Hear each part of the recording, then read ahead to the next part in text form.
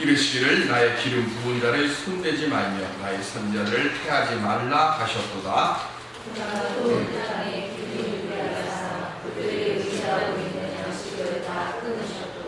그가 한 사람을 앞서 보내셨으며 요셉이 종으로 팔렸도다.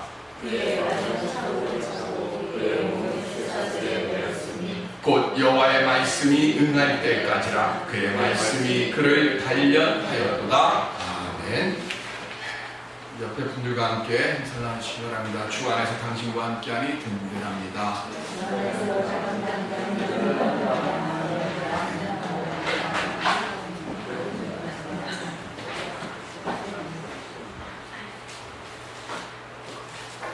다른 사람이 경영하던 공장을 인수받은 한 장모님이 계셨습니다.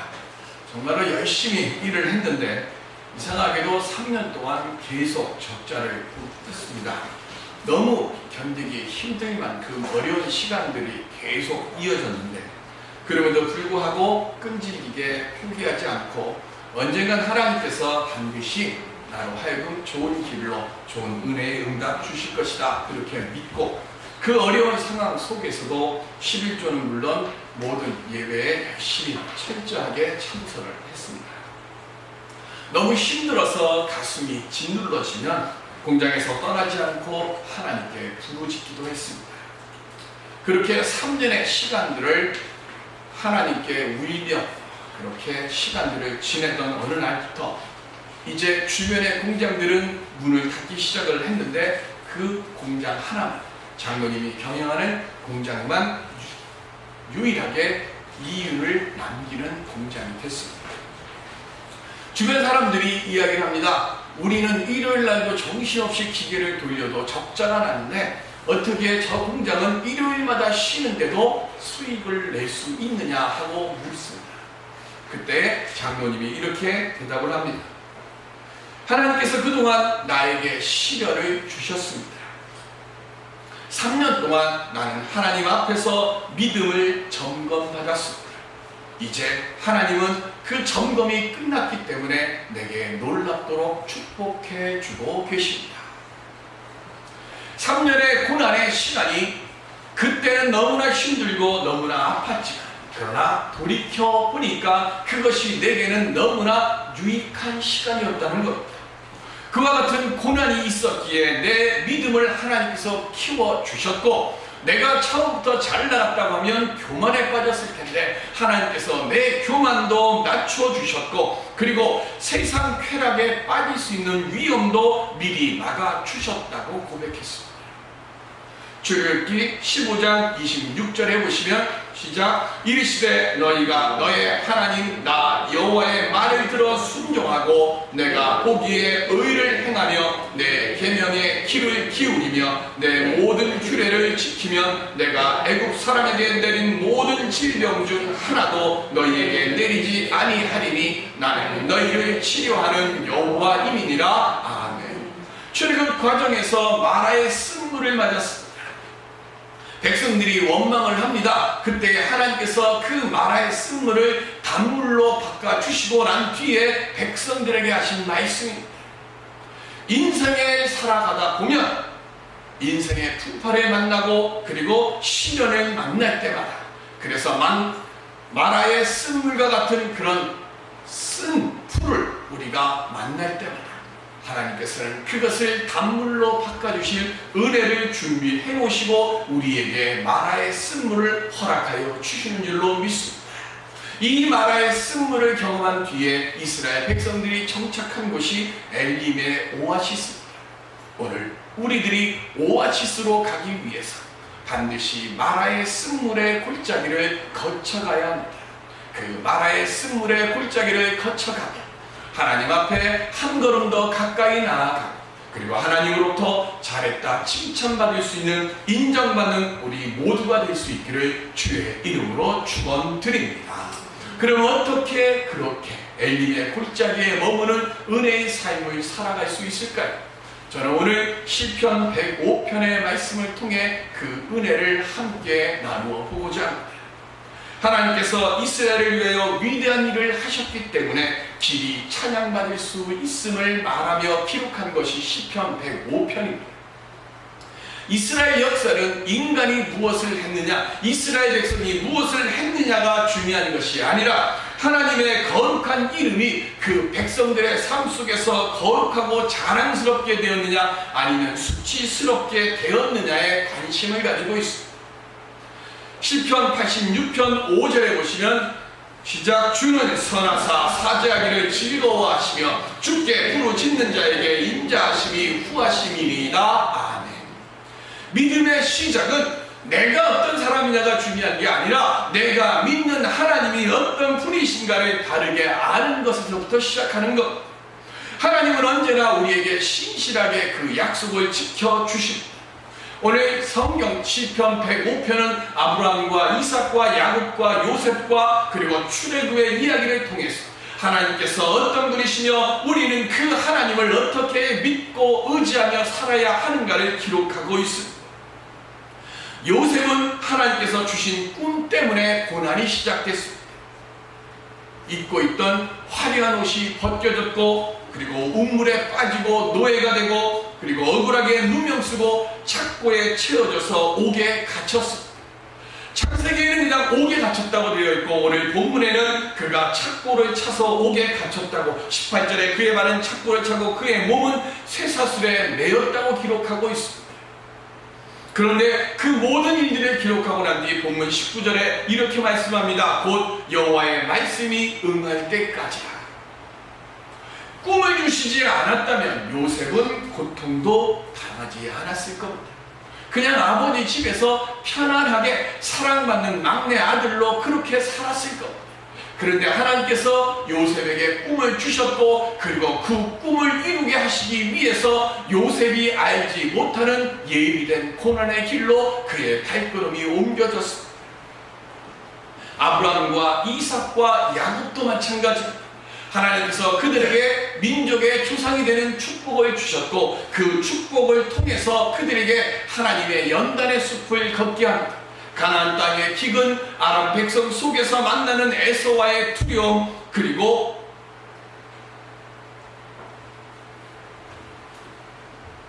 요셉이 애굽에서 노예와 그리고 억울하게 누명을 쓰고 감옥에 갇히는 그 고난을 당하게 하셨습니다. 이 모든 것들이 하나님께서 약속하신 은혜에 대한 신앙의 단련물들입니다.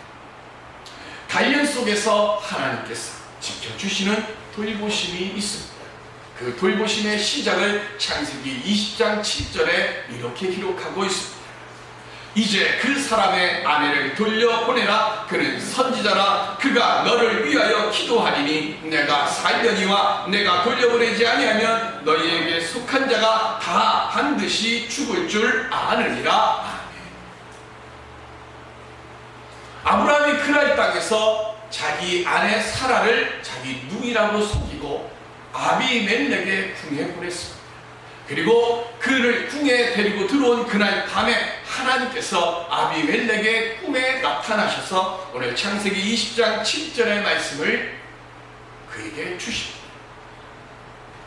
수치와 능욕의 일을 당했지만 그러나 오히려 이 일로 아브라함은 아비멜렉을 통해 종과 그리고 양과 소를 얻어서 거부가 됐습니다. 오늘 본문 15절에 보시면 이르시를 나의 기름 부은 자를 손대지 말며 나의 선지자들을 해하지 말라라고 말씀하신 뜻이 바로 여기에 있습니다. 하나님께서 택하셔서 선지자의 길을 걷는 자들은 고난과 때로는 능력을 당할 때도 있습니다. 그러나 하나님은 그 일로 인해서 오히려 후대의 사람들이 평강을 얻도록 그를 지켜주시고 그와 함께하여 주신다는 말씀입니다.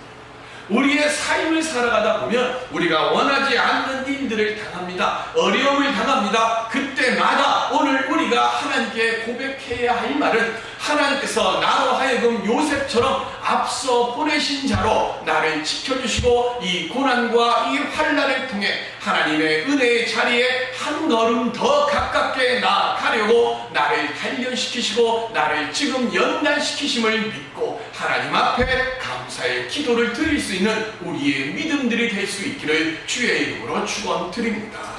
요셉은 노예로 보내졌어요.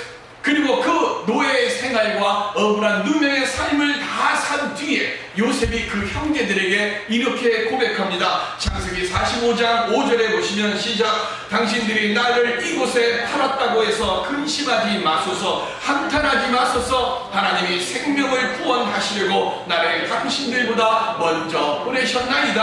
아멘. 고난에 나갈 때는 분명히 어렵고 힘들었습니다. 그러나 그 고난을 통해서 하나님께서 우리를 더욱더 하나님께 가까이 이끌어 주셨고, 그리고 주 안에서 깊은 확신을 갖고 살아갈 수 있도록 하시기 위해서 내게 시련과 시험을 사용하실 때가 많다는 것. 요셉은 애굽의 노예와 누명을 쓰고 옥에 갇힌 그 모든 것들을 통해 믿음의 연단을 얻었고, 그리고 감춰져 있는 하나님의 그 귀한 뜻을 깨우다라 알게 되었습니다. 하나님께서 주시는 그 축복의 약속과 오늘 요셉의 이야기를 통해 아브라함과 이삭과 야곱의 이야기를 통해 우리가 알아야 할 것은 하나님의 그 축복의 약속과 우리의 주어지는 현실의 괴리 속에 벌어진 간극을 오늘 하나님은 우리를 통해 스스로 줄이라고 말씀합니다.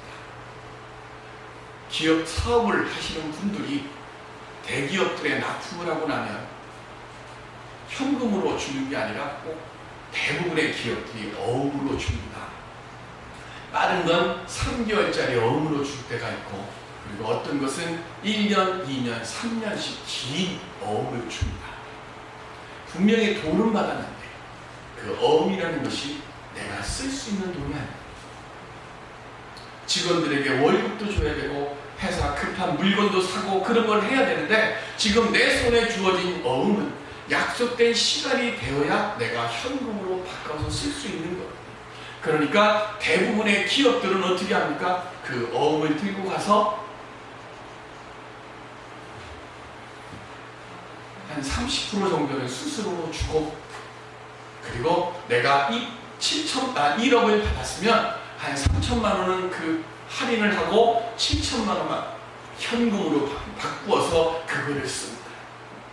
분명히 나는 1억 원어치의 물건을 줬는데 내가 실제로 사용하는 돈은 7천만 원밖에 안 되니까 그 어음을 할인하러 가면서 그 속이 얼마나 시커멓게 타겠습니까?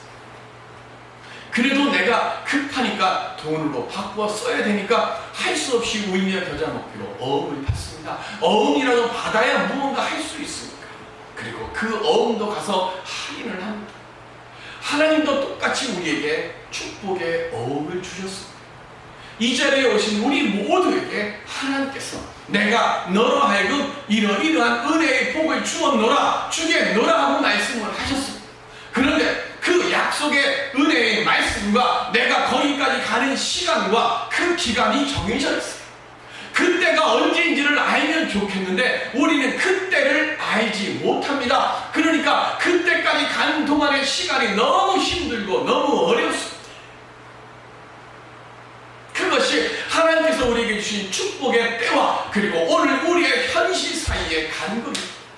하나님은 말씀합니다. 내가 정한 그 시간이 지나고 나면 내가 너를 단련하고 난 뒤에는 내가 너로 하여금 정금같이 나오게 해주겠다. 그러니까 참고 견디라 하는데 내 삶의 현실은 지금 하루하루를 지내고 버티기가 너무 힘들고 너무 아프고 너무 어렵습니다.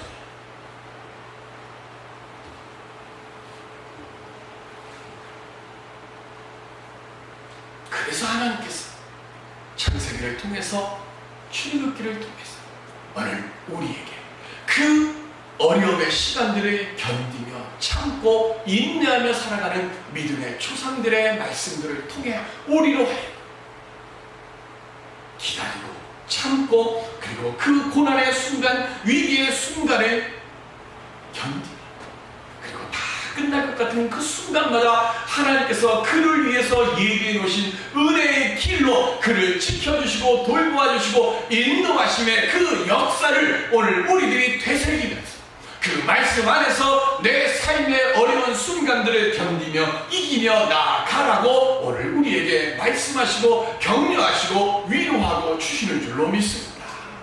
베드로전서 1장 7절에 보시면 시작, 너희 믿음의 확실함은 불로 연단하여도 없어질 금보다 더 귀하여 예수 그리스도께서 나타나실 때에 칭찬과 영광과 존귀를 얻게 할 것이니라. 아멘. 성경은요, 왜 우리가 시련을 받아야 되는가는 기록하지 않습니다.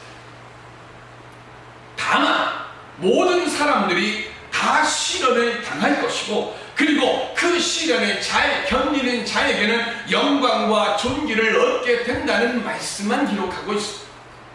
그러므로 시련을 당할 때에 믿음의 조상들처럼 하나님께서 나를 믿음의 선구자로 앞서 보내주셨으므로 믿고 잘 견디며 그 시련을 통해서 하나님께서 내게 베풀어 주실 은혜의 지경을 넓혀갈 수 있는 우리 모두가 될 수 있기를 주님의 이름으로 축원드립니다.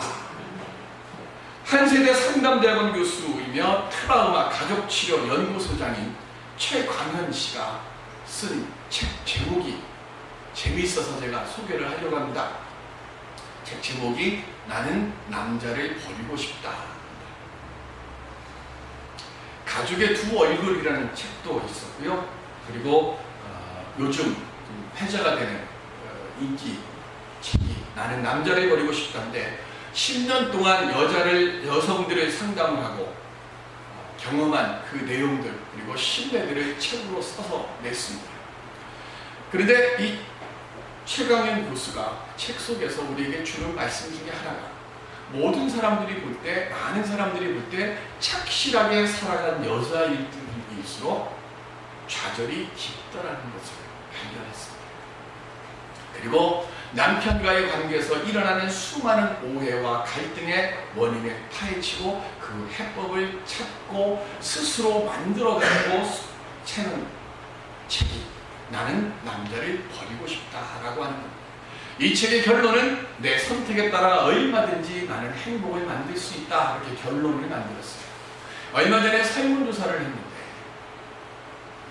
여자들에게 물었습니다. 만약에 로또 복권에 1등에 당첨되면 어떻게 하시겠습니까? 그랬더니 최고의 응답이 뭔지 아십니까? 그 얘기를 듣고 가슴이 뜨끔했는데요.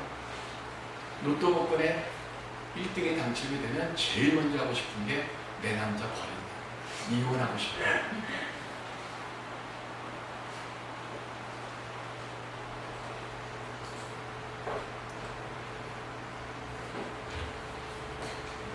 여기 남성 분들이 몇 분 계시니까 이혼을 하고 나면 남자들은 충격과 그리고 절망을 당하고, 여자들은 소망과 그리고 새로운 도전을 만든다고 합니다. 왜 이런 현실이 지금 우리에게 주어졌을까?